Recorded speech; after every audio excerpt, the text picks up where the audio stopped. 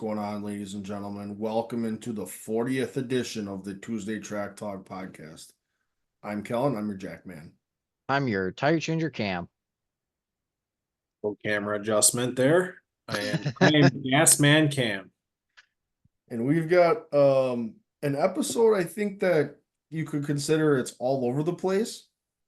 We have an array of topics that we're going to cover and discuss and anything in news and racing. So as you kind of get ready here, sit back, relax, and enjoy what will be about the next hour and 25 minutes of racing content and entertainment. But before we get into it here, fellas, how we doing today? Pretty good. I didn't mention this last week, but so I bought a diecast when I was at Iowa. I'll show you guys what I got here. I should have expected nothing less of this. So I stumbled over to Chase Elliott's merch hauler. I got myself a little midget car. Oh, A nice. 1/18th scale midget car. So that got me curious. I went on his website. He does have a sprint car available as well. It also got me curious as far as the manufacturer, and I found the manufacturer's website for sprint car and midget car diecast cars. So I found another place to foolishly spend my money. Well, you gonna share with the rest of us, or Oh, I haven't bought anything yet. well, are you gonna share the websites? So some of us can. Yeah. Hold on a sec here. It's Acme Diecast, so like the old Roadrunner Acme, yeah.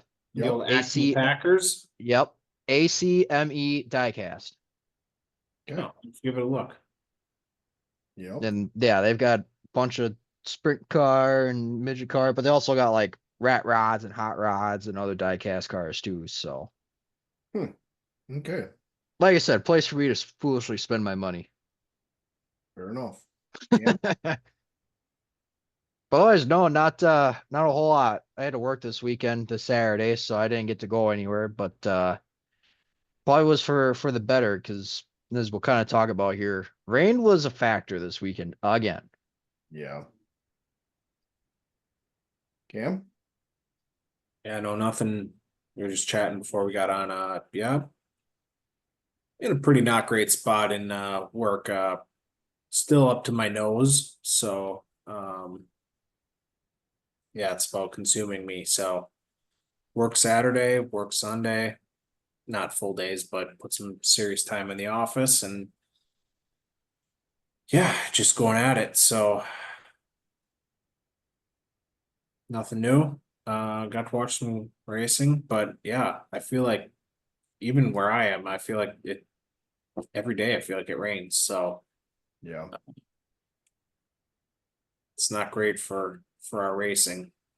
No. And when we speak of rain, we're gonna I don't know if you want to say some tough conversations or some tough news bulletins to start the podcast, but we had a string of tornadoes up here over the weekend. Saturday night we had a string of, I believe they had 6 confirmed tornadoes on the ground here in the state of Wisconsin. Um, and unfortunately for the Wisconsin racing community, if you could say it that way, the Starks, Carter and Kyle have a shop in Marshall, Wisconsin. They've started a GoFundMe. That shop caught the brunt of a tornado that was on the ground.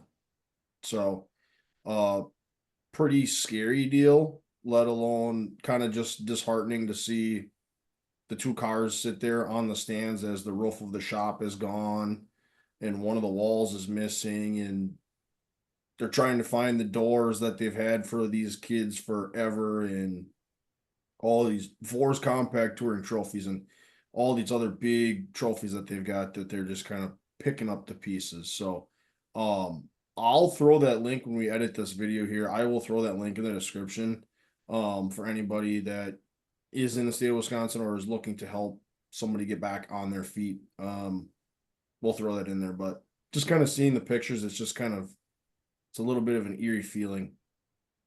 So yeah, if you have the ability to help, I'm sure those groups will be more than happy to.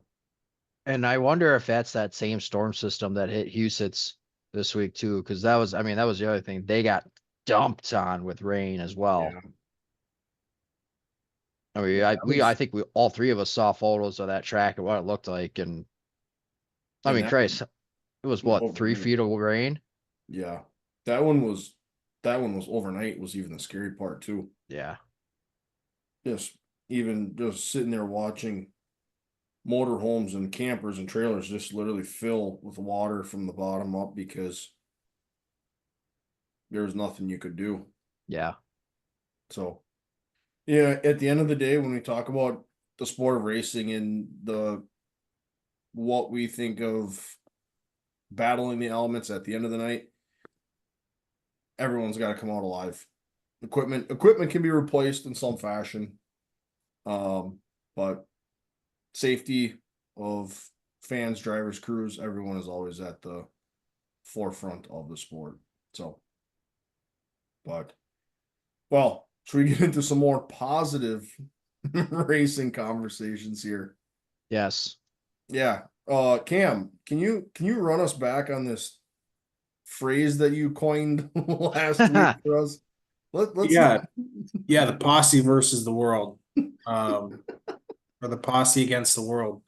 And I was just pulling it up because the posse does a good job touting their results. And the posse, on a true, you could consider the posse a true outlaw, basically. Although they do run the high limit series, the high rollers.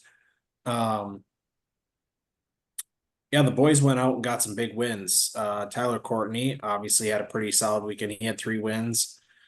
Zeb Wise got a win. Jacob Allen got a win. Corey Day picked up a nice big payday. So, um, yeah, no, I would say, yeah, the sprint car world is in a good spot. And as we were pulling up, I was on my phone. I was trying to find, and this is the dumbest thing I do on this Twitter app is I see something and I don't do anything about it, and it was really good. Yep.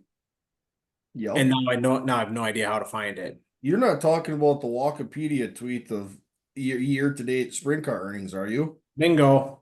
Final All right, here you go. Yep, same wavelength. Yep, pull it I up. got you, dog. So sprint car top earners of the year as of 6/24, so as of today.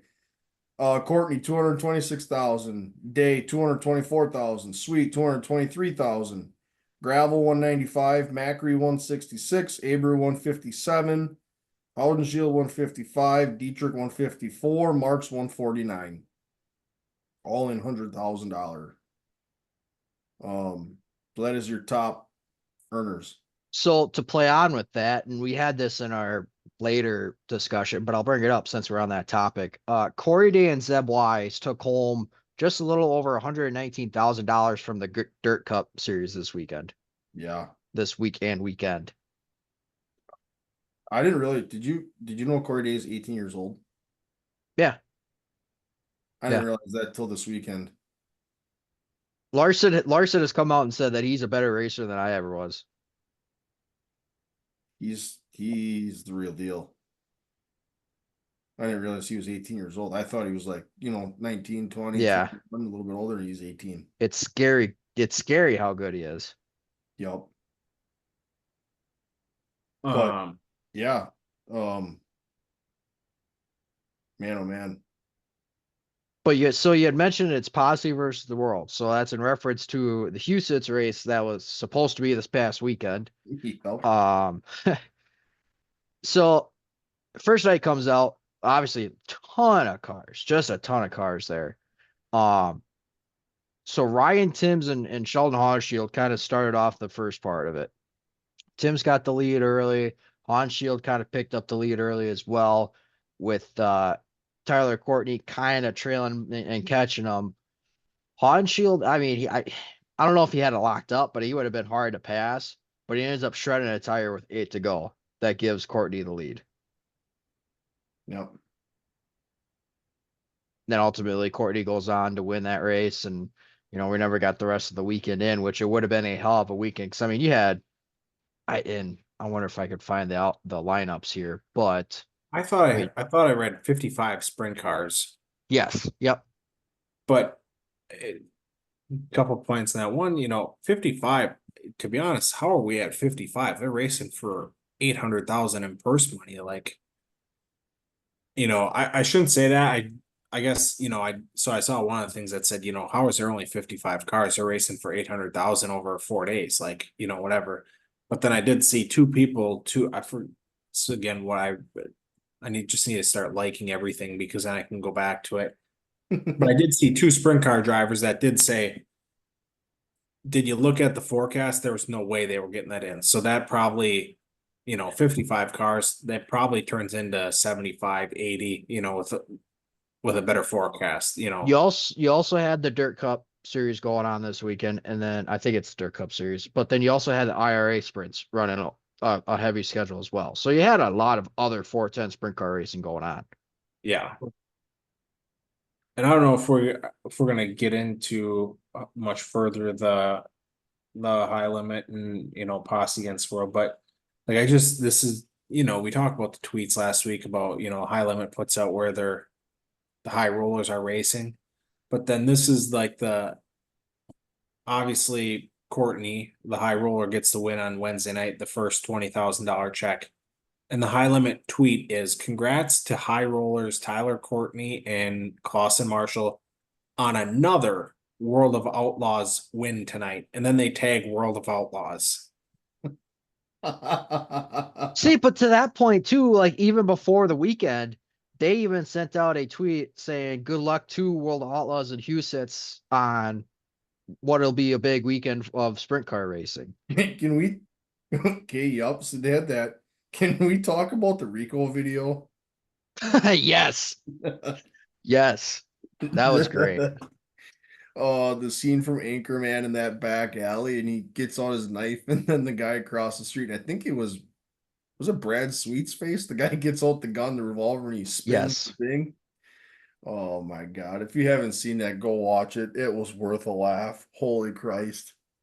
Rico throws out them videos every once in a while. And Rico's loving this right now. oh, absolutely. He's in the thick of it with the Twitter world. Yeah, for sure.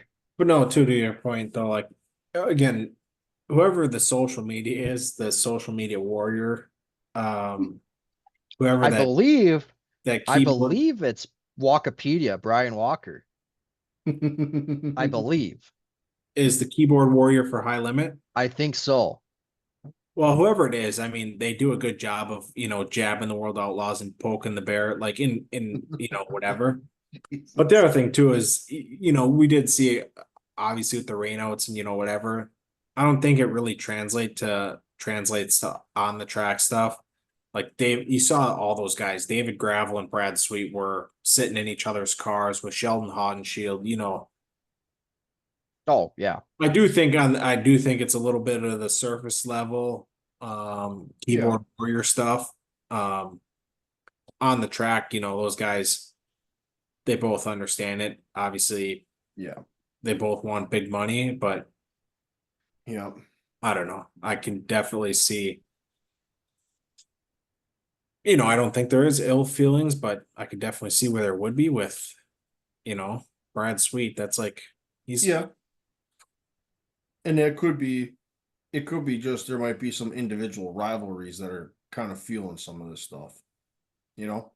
For us, it would be like if Aaron Rodgers went to the Packers and then he tried to bring Bakhtiari and Devontae Adams to the Vikings. It's like, Brad Sweet was the face of World Outlaws. He left, and then he's trying to bring his buddies with him. So, Yeah. yeah, but I don't know.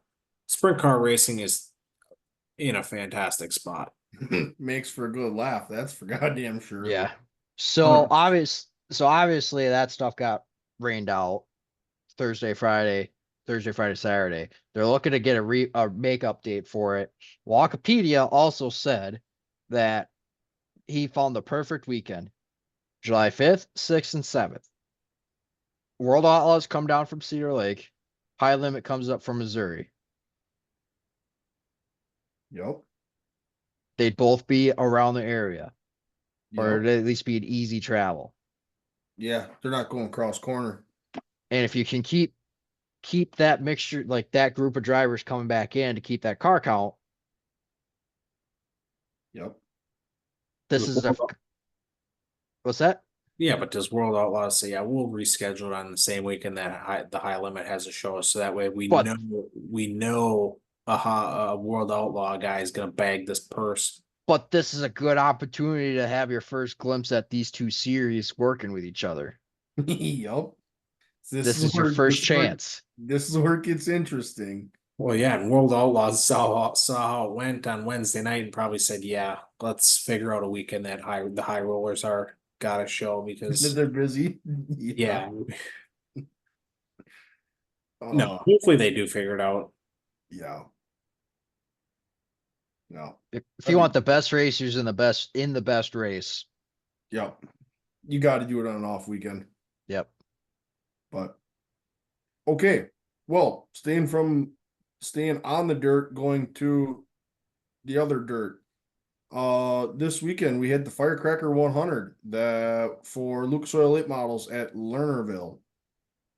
So, I guess Friday night. I'll kick it to you guys. What do you got? So I didn't get to watch the big final show, Firecracker on Saturday, but I did get to watch Mikey Marlar make one less friend on Friday night. The old Winfield Warrior he was driving with the elbows up on the last restart there, and he wasn't afraid to give Ricky Thornton Jr. a little elbow action. Because he got her down on the inside and he gave Ricky a little elbow grease that messed up his front end. And Ricky was not thrilled post race. So, yeah, I think that was a big storyline. Devin Moran that 99 team is a threat. Yeah. So didn't get to see the big show on Saturday. From what I read, there was not a whole lot to watch. Sounds like Ricky had about the entire field a lap down. So, Which, yeah. But even getting to Friday, you got to see Drake Troutman, a young guy compete against some of the best and really work his way up to the front and show what he's made of as well. Yeah, good for him. It was one of those moments that you knew he was going to get one at some point. It was just going to be how long. It was just that conversation of when was it going to happen? But yeah, good for him. You could tell he was very emotional in his interview but yeah, that's good momentum for him.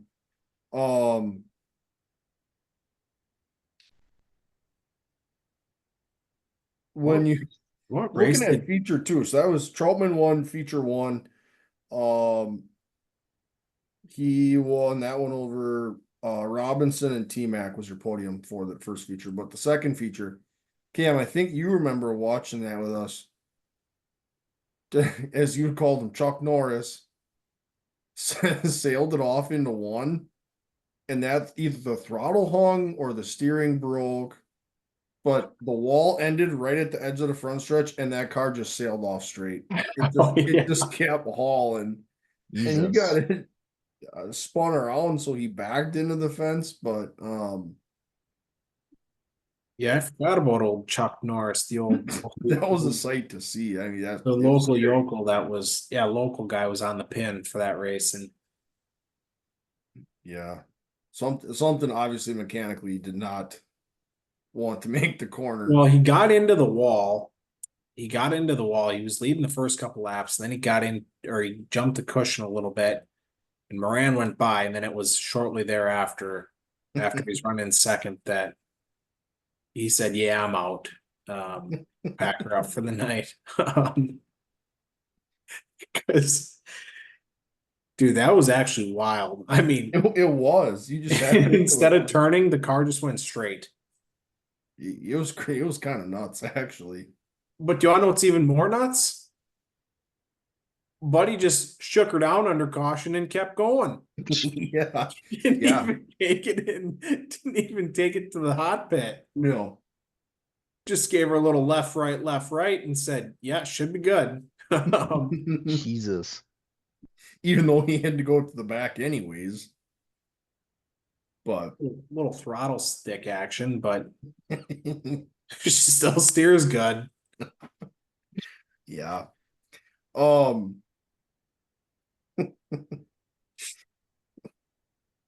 How about late in that race, the lab cars killing the wall in front of the leader? That was a nightmare scenario. I can't remember who it was, but right in front of leaders, those guys were ripping the cushion, and I don't know if they caught it just wrong, but my God. Yeah, that almost took care of the night for a couple of guys that were up front. Fortunately, they were able to keep it together. Leading laps. But when you look at the finish for that one, Devin Moran, Mikey Marlar, RTJ O'Neill, Jonathan Davenport, and Max Blair round out your top group there for the feature on Friday night. So that kind of runs off Friday night. And I mean, Cam, you kind of alluded to it a little bit on Saturday. There really was not much to watch on Saturday night, if we're being honest. It was Ricky by 12 seconds. Yeah, and there's only the one caution early on lap 11. They ran the last 89 green flags. So I mean, they just spread out. There wasn't really a whole lot of fall off though either. For that one, guys weren't really dropping off. Everybody pretty much stayed on track. But yeah, Marlar led a good bit early. Thornton got around and was just gone. Yeah, I mean that was it. It was the Ricky show again for another That's all 50. she wrote. Yeah. Ricky, Well, he took off and that was it. one thing that I noticed though, that place was muddier than all hell. I saw some of the noses of them guys that were coming around. I mean, it was just pure brown, Yeah. just caked on. So I can only imagine what they looked like and the helmets looked like. Yeah. Yeah, they had that place heavy. It was It never rubbered up, but it just yep. Yeah. There was moisture in the racetrack, that's for sure. moisture is right. But excuse me. Always yawn during recording time. No, for as for as long as a 100 lap race was, and for it not rubbering up, that was, you could say it was from pretty good track prep, and it kept it racy. It kept it racy for everybody except for Ricky. Yeah. No, and I was gonna say too, Kellen, I was texting you a little bit. Watching that Friday night show was got the old guy antsy to get my wheel and pedal out and turn some laps at Old Lernerville in the World Outlaws game. Unique track. Fucking no back wall down the backstretch is brutal on the game. But yeah, it's a unique track. And then when you're coming out of 3 and 4, at least on the game, that 3 and 4, that wall on exit, that'll sneak up on you real quick. And we saw that with another Joe Blow parked it in SeaWorld there when he coming out of 4 there, he hit the old the water barrels there. Jesus And that was right in front of the leaders too. But yeah, Lernerville's a unique track. Obviously, like I said, no walls down the backstretch, big wide corners. Yeah. A lot of grooves are racing for sure. And where there is wall, it'll reach out and grab you. Yeah. So I guess when you look down the list for the feature, as it kind of was Ricky, RTJ, Devin Moran, Mikey Marlar, JD, Troutman, Tim McCready, Garrett Alberson round out your top 7. So that's kind of how the feature finished up. So While we're on it, since I haven't got demoted from race previews, so Lucas Oil doesn't get the race preview love they so desperately deserve. Um, just a quick points check in on it. Ricky Thornton Jr. is your points leader. No surprise there, but Jonathan Davenport is 225. These points I'm saying are how far back he is from Ricky Thornton Jr. JD's 225 back. Devin Moran's 385 back. Tim McCready's 585 back, and then Mikey Marler is 620, and that's your top five. So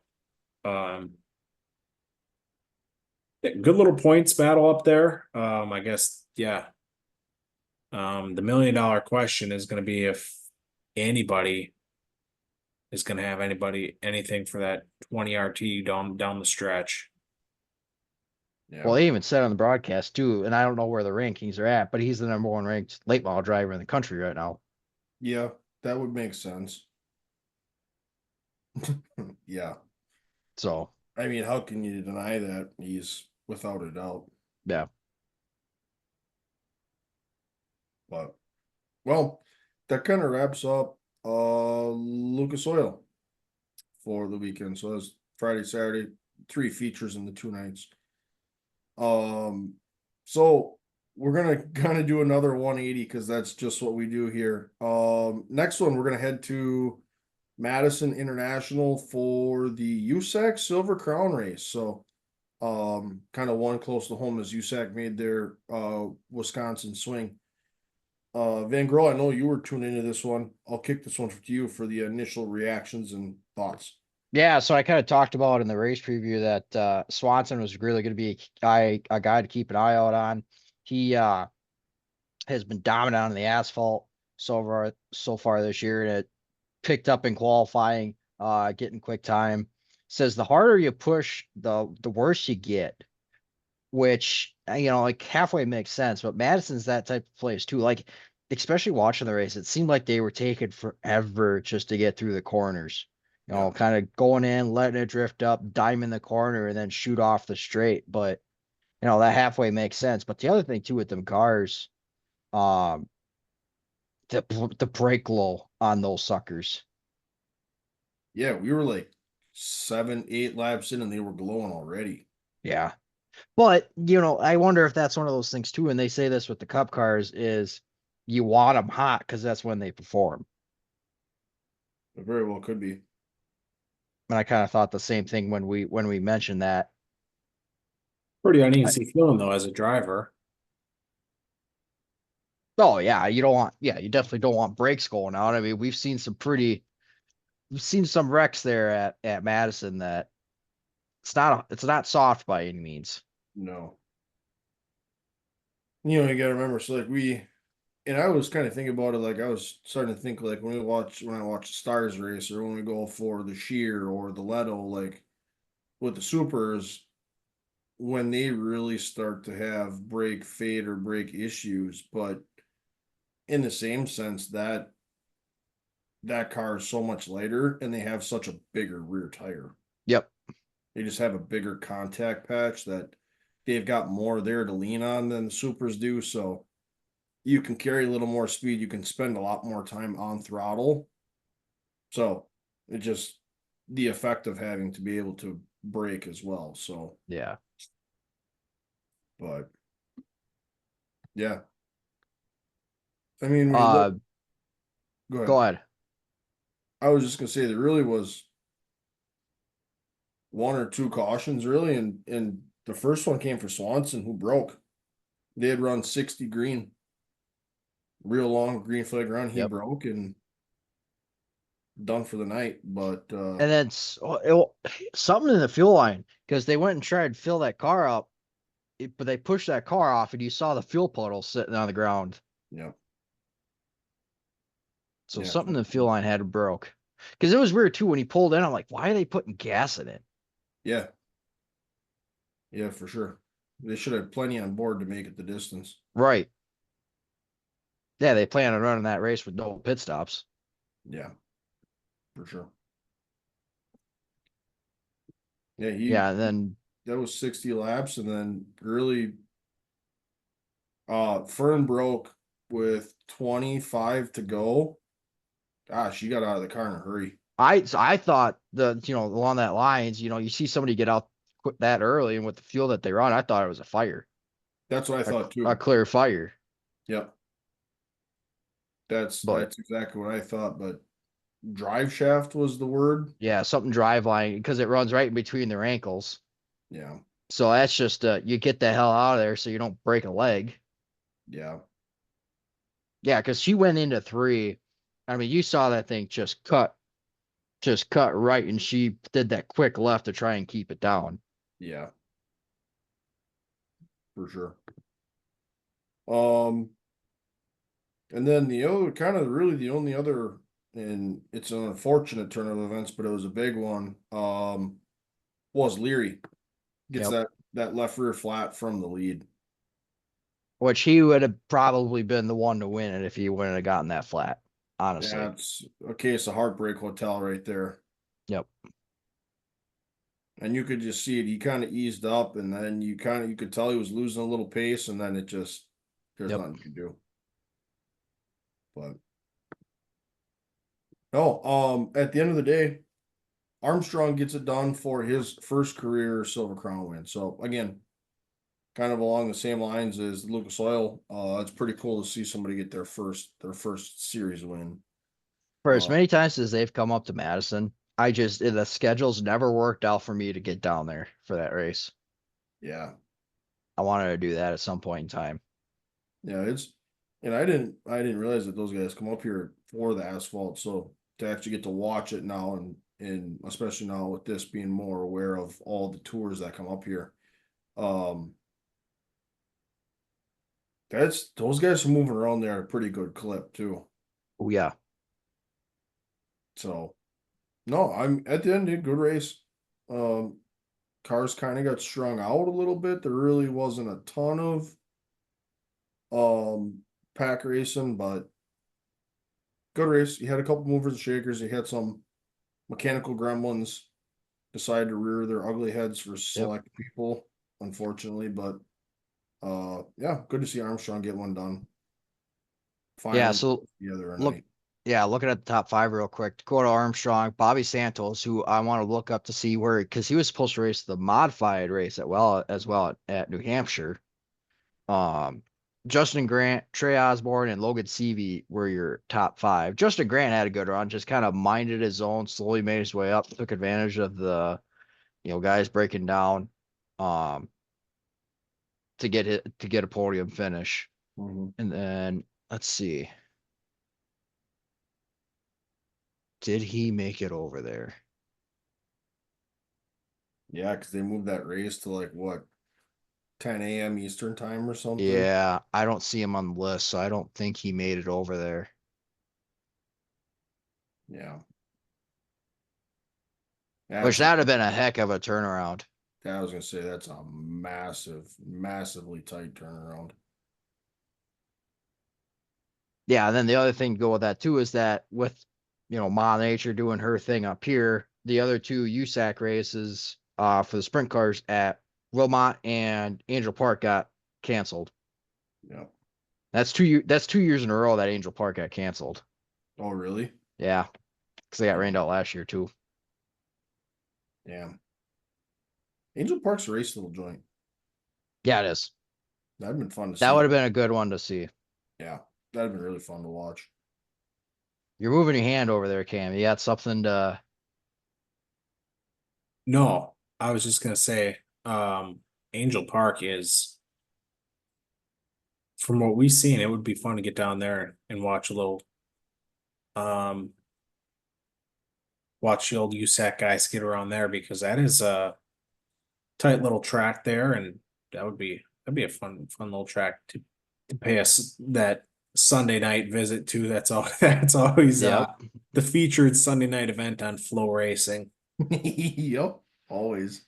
I've always wanted to watch the Badger midgets there too. Yeah. I've always felt like that'd be a heck of a show too. Well, that'd be for me. That'd be another track and another series. I haven't seen midgets run in person. So Yep. That'd be sweet to get to see them.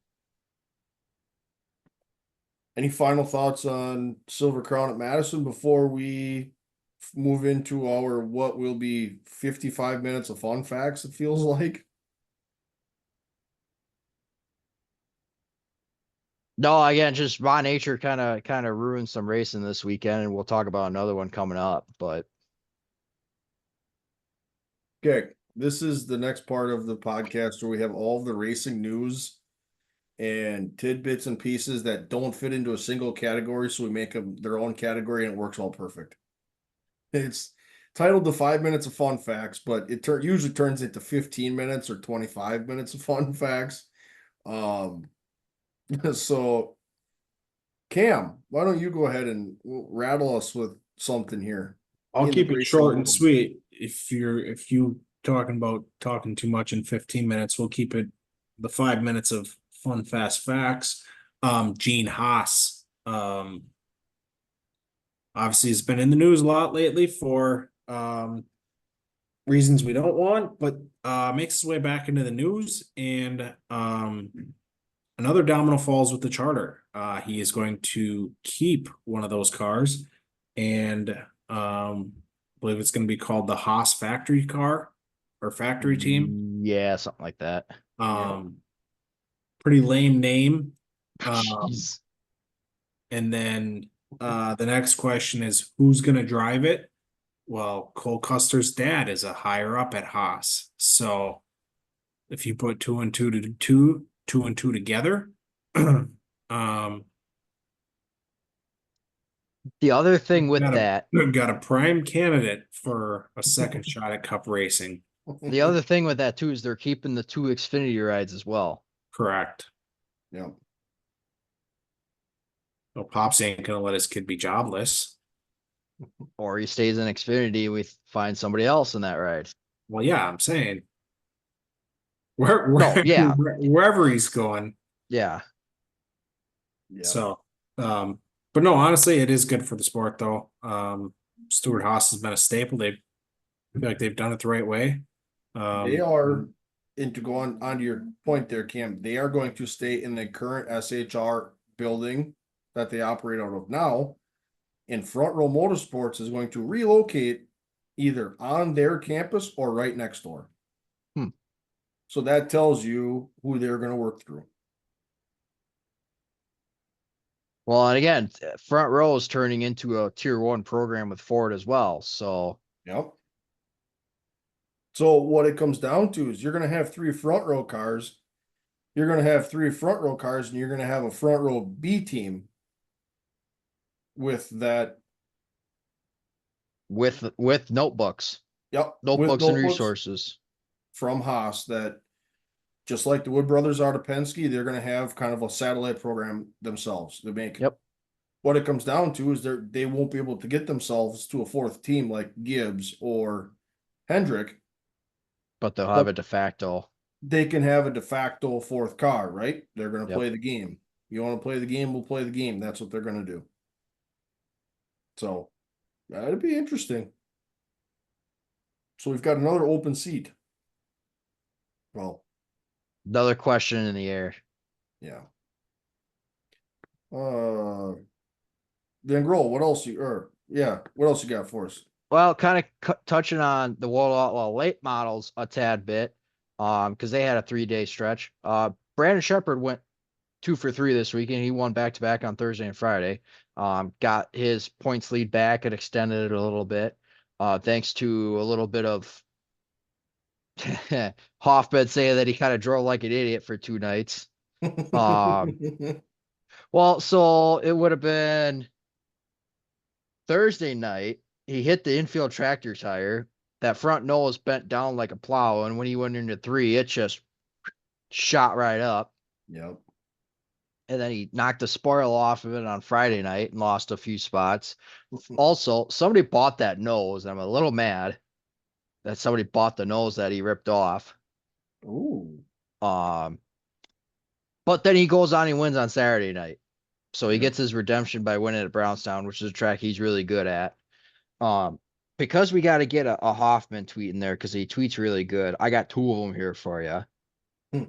I sent you guys the one Yeah, that said, this ought to be educational. so somebody sent out a tweet that said, how would you feel if it were legal to bet on dirt racing events, including supers or sprints? They already do it for USAC, but somebody asked if it was what would happen if it was for supers and sprint.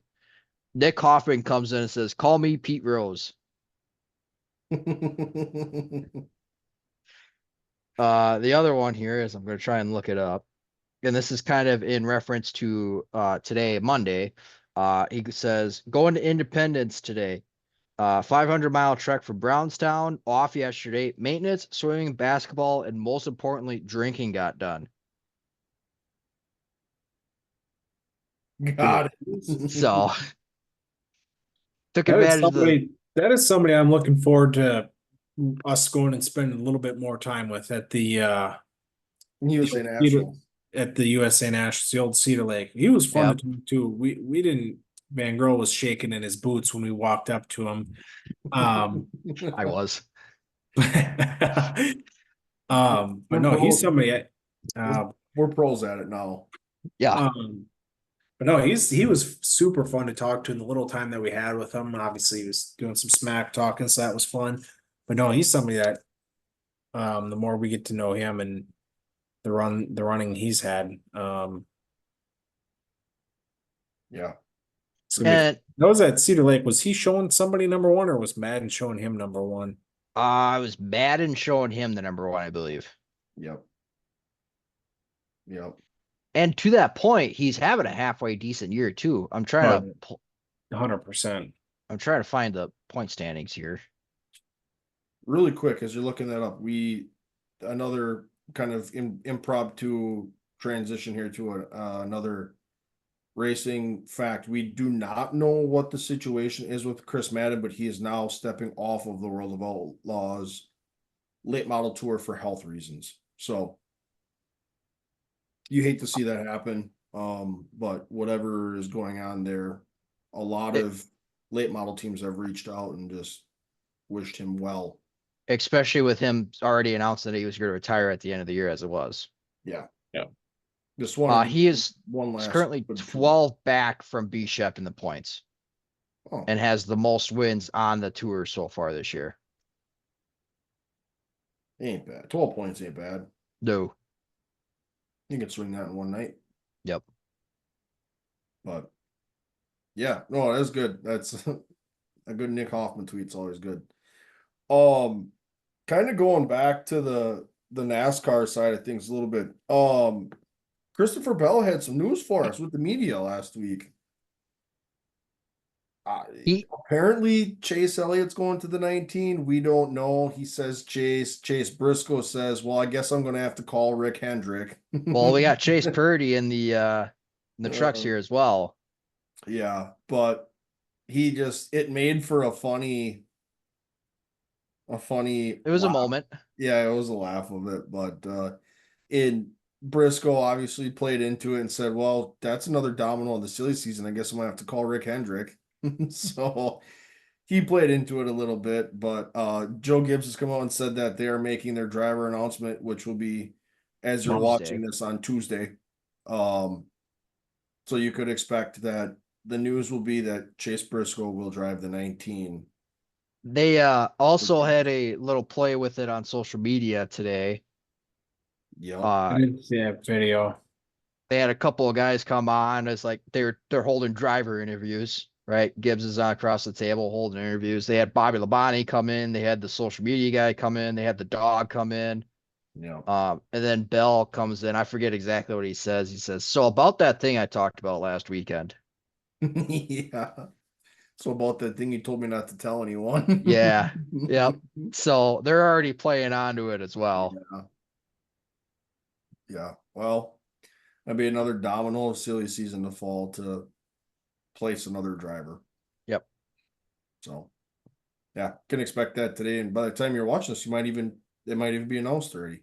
Tomorrow it'll be Tuesday, June 25th at 1 p.m. Eastern time is the announcement.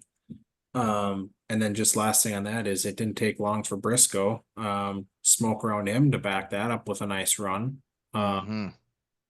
So obviously with a little bit of clarity for him, he backs his name is in the news, and then now it's in the news for a ride, and then now it's in the news for once this year. It's in the news for a good run. So Did either of you see the picture of him standing outside the car without a hat or a helmet? yeah, he Yes. knows. He knows. Yeah, He even He said that they tweeted- did him dirty. yeah.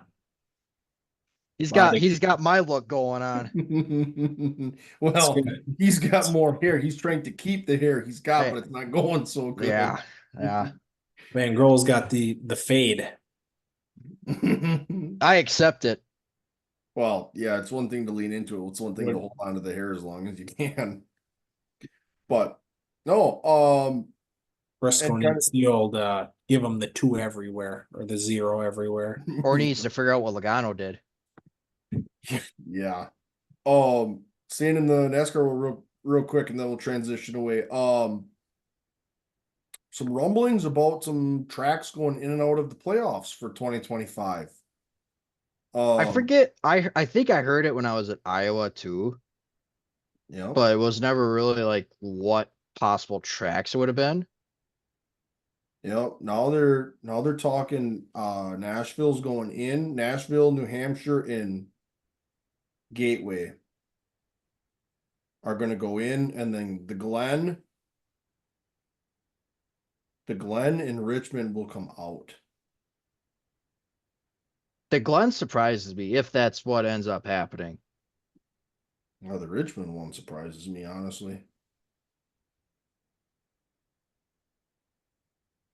Trying to find that tweet. But that's the current situation of Lot of shakeup in the schedule. it sounds like we're gonna blow this thing up and start over. Which I mean, a mix up in the schedule is never a bad thing. No, at some point you get to this I point. mean, it can be a bad thing. It can be, yes. Well, then you get to Larson, who says that we should only be running at one track all year, or not one track all year, should be running at every track once all year. Yeah. We should never go back to a track twice. You're never gonna make everybody happy. No, you're not. No. Because everyone has their driving styles the tracks are good at, and that's where they want to go anyways. Well, it's also the fans like having, going to, a track multiple times a year. He says every track should only have one date except for Bristol. Oh. All right.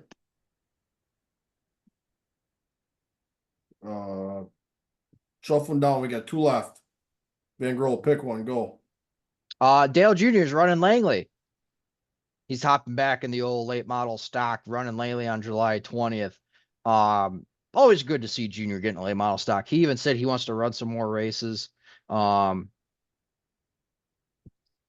would love to see him run a full tour schedule, but I just don't think he wants to do it. No. And I don't blame him. But again, whenever we could see Junior in a late model stock, it's good. Catch it on floor racing. Yes.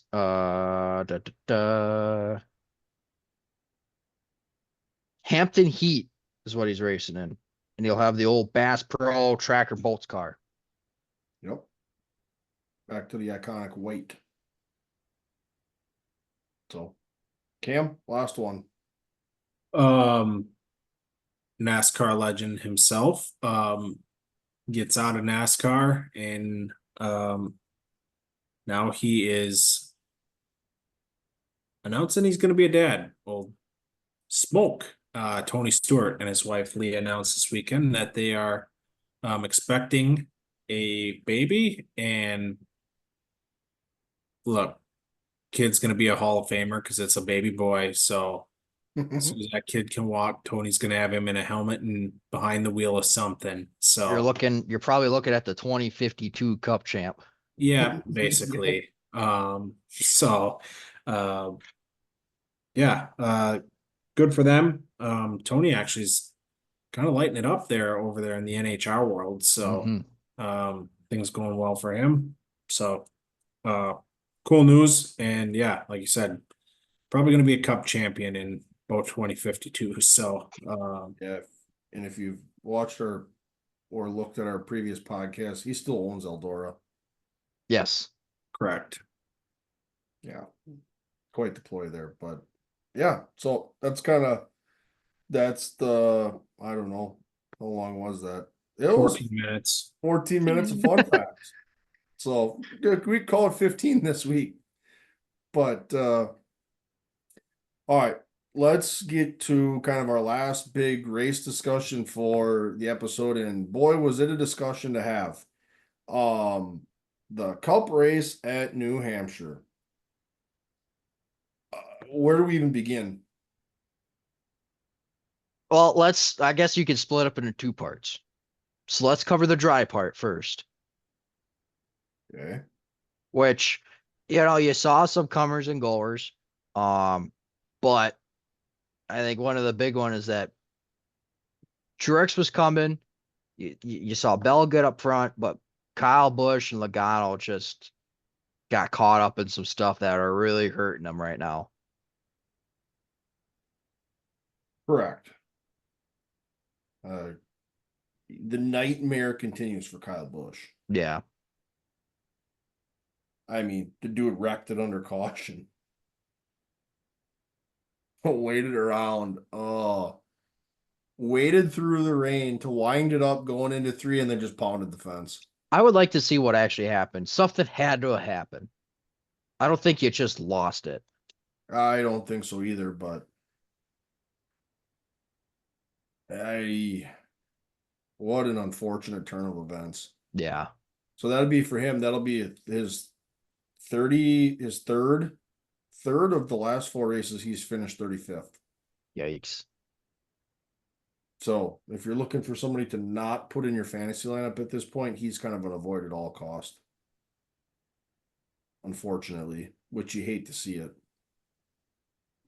But yeah, from there, I mean, where do we go from there?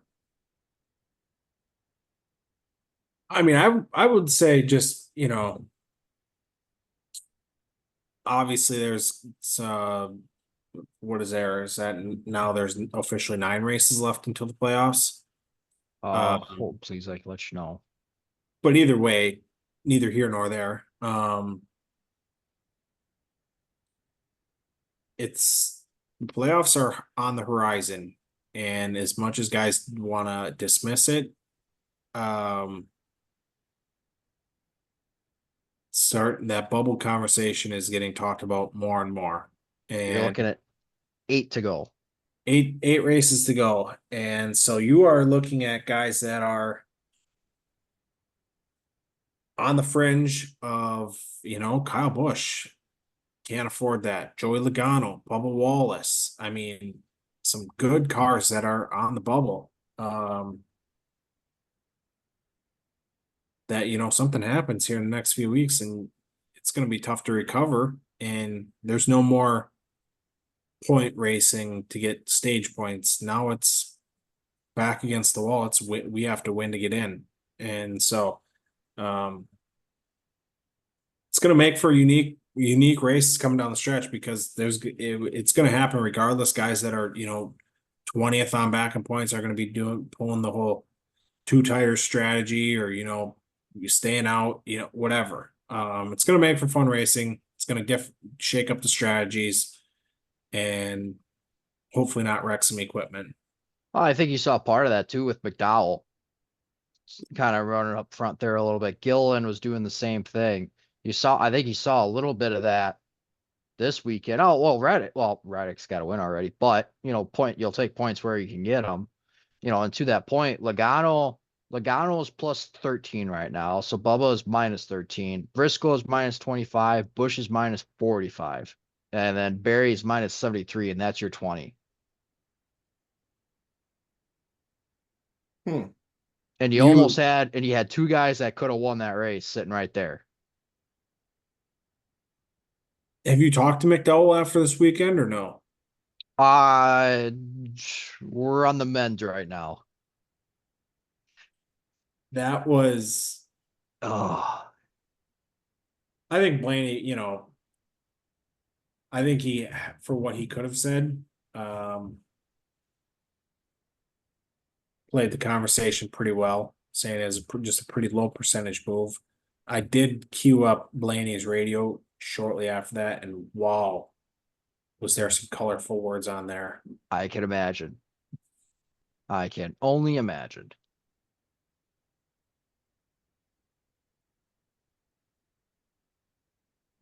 Yeah, McDowell, the man of the people this weekend. Man of the people. You want to talk about this rain tire then? We have to. I Everyone, we talked about it for so long, and I didn't know if we were gonna get to use them, but we did. I knew we were talking about this earlier too. I think they should have started it earlier, for one. Yep. And then for two, and this is where I really stand my point at, let the teams decide when to go to slicks. Yeah, I agree. And I So think you have the 38 best stock car drivers in the country, potentially in the world, and crew chiefs. crew chiefs, engineers, mechanics, the whole works. Let these guys figure it out. If they wreck a car, they're It's going on them. Correct. Yep. And I get the whole, like, do you want competitive pit stops or not? Yeah, obviously you got to take the pit crew's safety into mind, which I am 100% agree with. Even if you get to the competitive stops, let them decide then when they want the tires.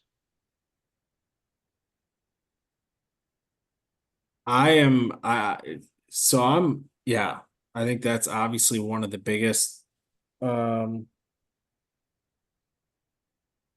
pet peeve that I had was, you know,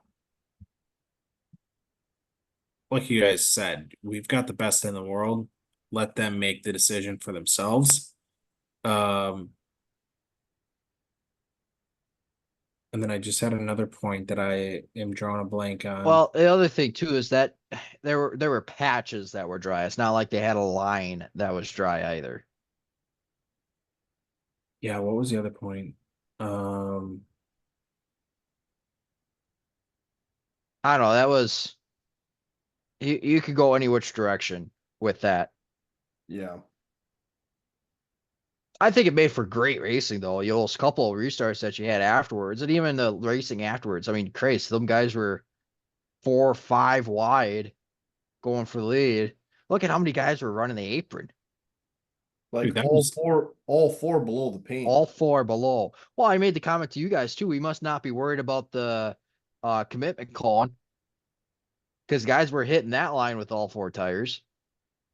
not under green. We're not. Yeah, they were No, 100%.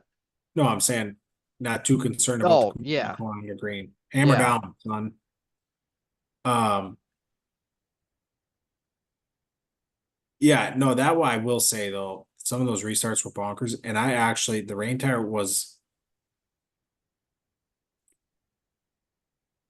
for a while there for those last 80 laps. I was thinking race of the year question mark. Um, They panned out nice. Yep. I mean, you had guys, you had the Kyle Larsons who were running, just a big wide, second, third lane, first lane outside of that, blacktop inside 2 lanes there. You had guys running again, 4 tires below the white, and then you had everything in between that. So, Guys were figuring out what lines were fast.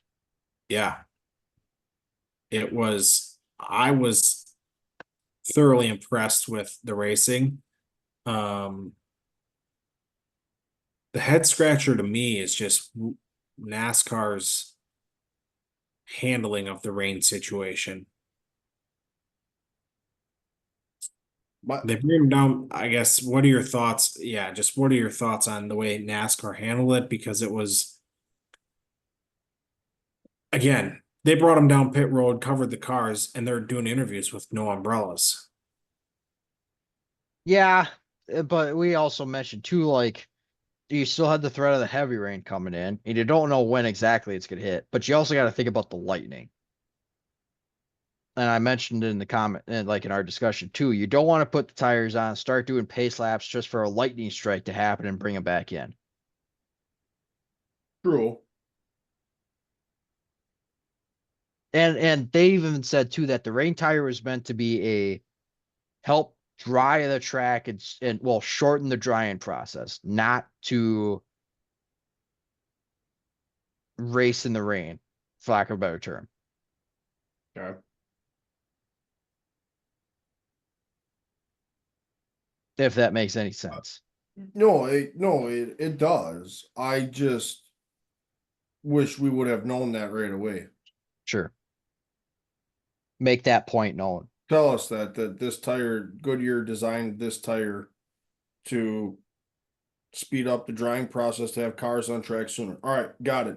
So I know we're not going to put this tire on and run leading into a storm. Yep. That's fine. That's fine. Let's just make that clear, right? Lay it out there. Make it simple. Yep. This is what we do. This is what This this is what we're gonna do. This Got is tires meant to be run after a rain. Correct. Yep. Fair enough. Mm-hmm. I can roll with that, I guess. Sure. Didn't really have a choice, is what it come down to. Yep. So I don't know. There's still it's good that we've gotten to this point where we actually have this as an option, but there's still work to be done with it. Yep. Yeah, still learning. I mean, yeah, I guess that's the biggest point too, because 2 years ago that race is called. Yeah. Yep. So I guess, that's the biggest point is at least, we were able to go back racing. I mean, the racing was good on that tire. Yes. Absolutely. The racing And- was good on the tire. I just think NASCAR micromanaged it a little bit too much. And the other thing too is that it worked as intended, and it, especially when you got to the dry parts, you saw the tires blister, which is what it's meant to do. Yep. But it doesn't hurt anything when it's in the damp. So the tire's working as it should. Yep. And I will be honest, as they were mulling what's going to happen, I thought NASCAR was going to take the easy way out and call the race. But, I feel like that situation was on a golden platter for NASCAR to do that, what they did. Like, it's not a playoff race. There's only It's 80 laps to go. still a points race though. Correct. But if we don't do it now, Well, when do we have a chance to try it again? when do we have a chance to put 30 cars on the track with 80 laps to go it's not a downpour. We got, I think Christopher Bell hit it on the head. He's like, this is the perfect scenario for us to throw this rain tire on and figure it out. Yep. And NASCAR did a lot of listening to drivers, and you saw that on the second round of pit stops, that a lot of drivers were petitioning to get a new set of rain tires Yep. or 'Cause wet tires, I guess. They weren't going to pit him, and then they gave him another caution lap, and then they brought him down. Yep. And that was due to a lot of drivers petitioning and crews petitioning for that. So they're listening to the drivers and changing the race based on their discussions. Maybe that's something you do. Yeah. You get the everybody together. All right, what do we want to do?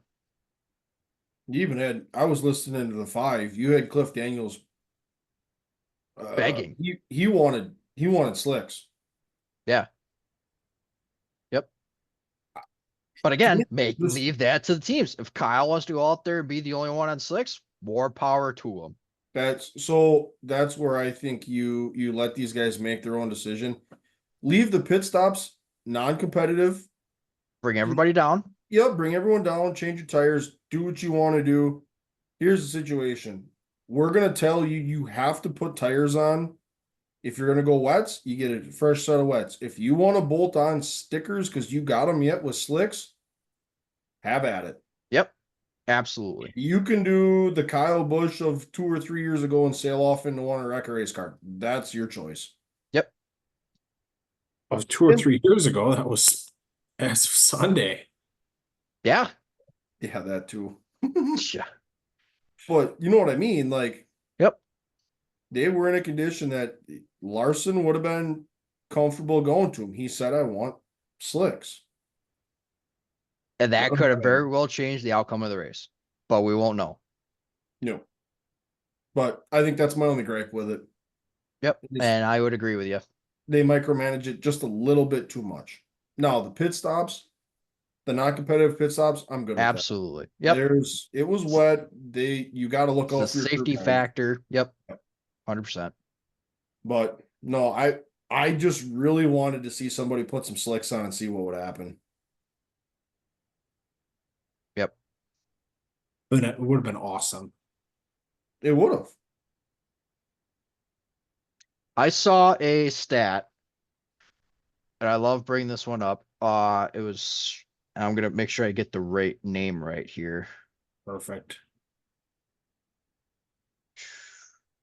Now I just gotta remember what the hell I need to type here. Oh boy. Clear your history. Yeah. This is just like me going on Twitter and retweeting stuff. It's race something analytics. Every race they do the lap breakdown or here's where everybody would finish based on X lap. You know exactly what I'm talking about. Yep. Trying to find it. Yep. The old picture of the track. Yep. The Yep. little bubbles. Yep. Yep. Exactly. Might not be out yet. Nope. I saw it. I saw it this afternoon.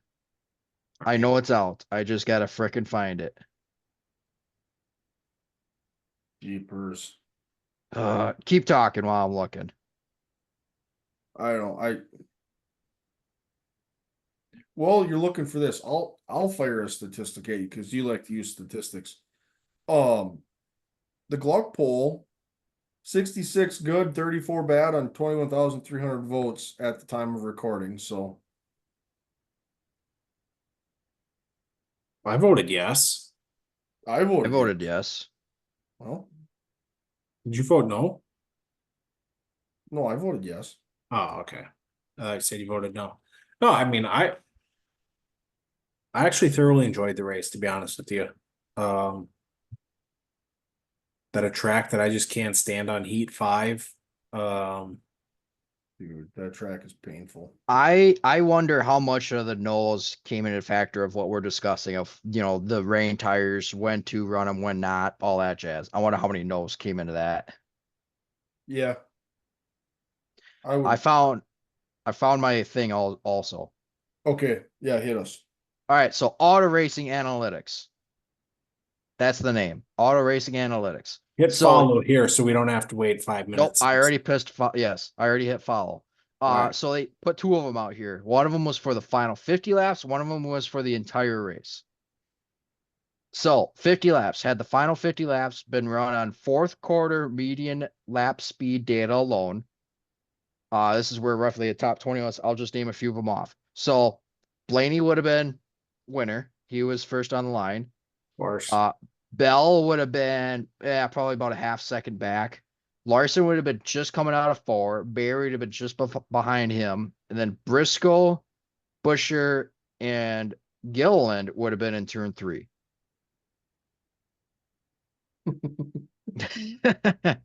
Here, I'll just do this. Here's okay. That's what I was picturing in my mind. Here's where we sit at. Yeah. That's what he was hand gesturing right there. Correct.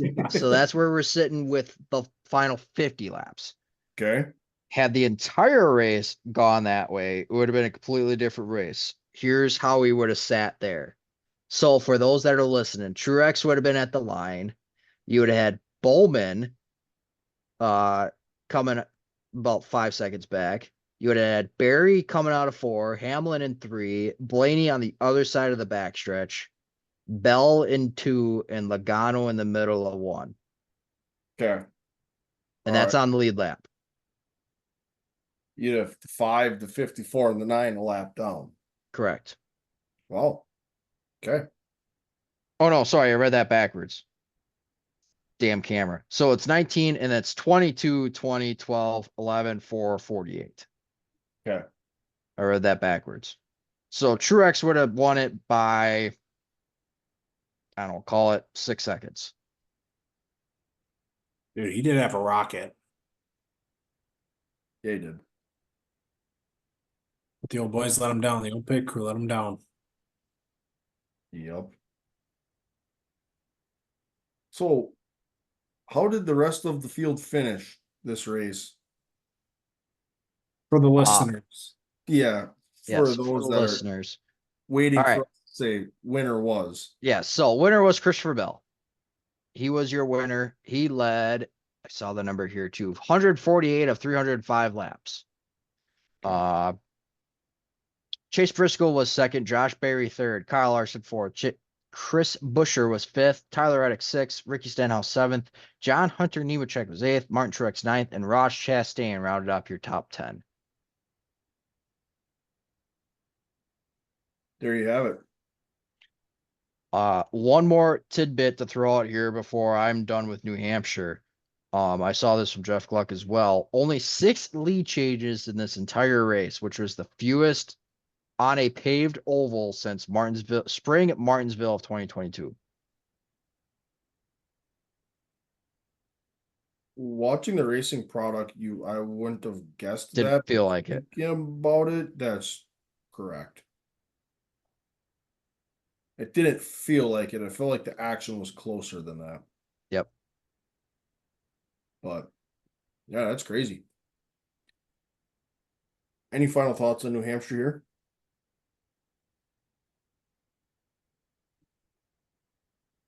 No, I mean, Well, I was. Go ahead. I was gonna say we're not hitting a whole lot of bad races. We're hitting a lot of average to good races. Yeah. We're hitting singles and doubles right now. Yep. 100%. Yeah. No, I was gonna say I was pretty I enjoyed the race. A lot of fun. Again, I know, not the lead passing, but or the passes, but good close racing. Um, Multiple grooves, guys trying everything they can, and yeah, I actually thoroughly enjoyed it. And I think, given the situation and circumstance, NASCAR got it right. 90% right. 90%. Yeah. Yeah. The tire strategy should that we were missing. Yeah. So that kind of wraps up New Hampshire. Before we jump into the race previews here, let's just kind of highlight a few other race winners for the weekend. So when you're looking at the weekend, we had talked about Tyler Courtney and Ricky Thornton Jr. Jonathan Davenport won a feature at Lernerville. When you look at Hunt the Front Super Dirt Series, Jeff Smith gets it done on night 1 at Lancaster. Scrolling down, here we go. Ponderosa with the World of Outlaw late models. Brandon Shepard, as we had mentioned. Hunt the Front night 2 at Cherokee. You had Zach Mitchell. Going down to the bottom, Justin Bonsignor wins the wheel and modified race at New Hampshire as well. Ran very well in the Xfinity race to go with that. Mm-hmm. Looking down the rest of the list, Tyler Courtney wins at Tri-State. Angel Park, we had mentioned, was rained out. Barcelona for Formula One. Holy Max Sorry, Verstappen. What? I'm watching the World of Outlaws here. We had one roll over in the heat race here. Oops. He this is a track that's got a berm that comes off of the stretch here. He kind of went over it, started rolling, and he actually spun on his tail before hitting the roof and then landing on all 4. Yikes. So the rear end is just destroyed on this car. Damn. Verstappen wins Formula One, NTT IndyCar. That one was at Laguna Seca. Alex Palou. The 6 hours of the Glen for IMSA. The number 7 Penske Porsche gets the job done there. So, a few rainouts again this weekend. Looking at the schedule, feels about every sixth line we've got a rain out, but unfortunately, that's part of the world of racing. All right. Well, that wraps up the previous weekend. Let's look ahead to what's going on this coming weekend. Race previews. Who's first? I will go first. I was permanently extinct from this category. I got a couple that I want to really hit on here. I want to hit on the World Outlaw late models, and I also want to hit on high limit because we got a few races coming up here. So as of recording, like I said, I just said that we had a wreck. World Outlaws late models are currently racing at Independence right now. They'll be at Hamilton County Speedway on Tuesday, and then they will also be at. I want to make sure I get this right here. We'll be at I-94 on Thursday, River Cities on Friday, and Norman County on Saturday. And if I did my scheduling right here, I believe 3 new tracks on the schedule for the Outlaws here is where we're hitting. I believe that is the case as well. Yep. We got 5 races in 6 days with the late models. And then looking at high limit, they've got a couple races going on here as well. They got a midweek show at Lake Ozark. And we also are racing on Saturday at Lucas Oil Raceway, which Lucas Oil always puts on a heck of a show. Yep. So it should be good to see the high limit come into that one. So a couple of good races going on for a couple of the dirt guys this weekend. World Outlaw sprint cars are also up at Cedar Lake, hopefully this weekend as well. We're gonna try. That's for damn sure. Race preview number 2, Alive for 5 super late models back at Dell's Raceway Park for race number 3 of the season. Your 2 previous winners thus far, Ty Fredrickson, Gabe Summers. Looking at the points, you got Fredrickson, Johnson, Farrell, Swanson, Summers, Kaler, Storm, Zier, Stengen, Berge round out your top 10. So, good show there. They'll have a couple support divisions as well, but Alive for 5 asphalt super late models back in action at the old DRP. Cam, what do you got? Quick hitter for you, just NASCAR, bread and butter, layup stuff. NASCAR Cup Series at Nashville, 3 full series there. Trucks, Xfinity, and Cup there this weekend. So 116 vehicles between all 3 of those series. Going to be a full house there. So if you're in the area, 3 action-packed days of racing there. So yeah, it's gonna be a good show. Chastain was your Cup winner last year. Obviously it's a little bit of a unique track there. It's a concrete track, so not your stereotypical track. But yeah, 3 series, 3 trucks go home. 1 Xfinity car goes home, doesn't make the show, and then we've got some big names back in some of the lower series there. Our buddy from the booth, Clint Boyer, back in the Spire 7 truck, and then Gregson is gonna step into the Xfinity ride. So 3 action-packed races. And Nashville's fun track. So expect some good racing there. As long as you're ripping there, you want to go ahead and give us the rundown for what's on the schedule for the weekend. Oh yeah, yep. Sorry. Here we go. Love testing these reading skills. So You're looking at the blue there, guy. Yep, blue. So as we are recording right now, we already mentioned the World Outlaws at Independence. And then they are back at it tomorrow at Hamilton County. High limit on Thursday. Tuesday. That's Wednesday. That's Wednesday. Yep. We're both wrong. Yep. Let's get it right here. They're racing with the Power Eye sprint cars as well. Yep. At Lake of the Ozark Speedway. World Outlaw late models at I-94. Southern Super Series, 5 Flag Speedway, World Outlaw Sprint, Cedar Lake. High limit goes to Lucas Oil. That's gonna be absolute doozy. USAC Amsoil sprint cars, Macon Speedway, World Outlaw late models, River Cities, Truck Series we mentioned, Nashville, Power Eye sprint cars, Lucas Oil, IRA sprint cars, Autogamey, Badger Midget, Beaver Dam, Arkham Menards, Berlin, World Outlaw Sprint, Cedar Lake, Alive for 5, Dells. You want it, you got it. G1, Spielberg. Yeah, there's racing every day of the week. Wherever you want it, you got it.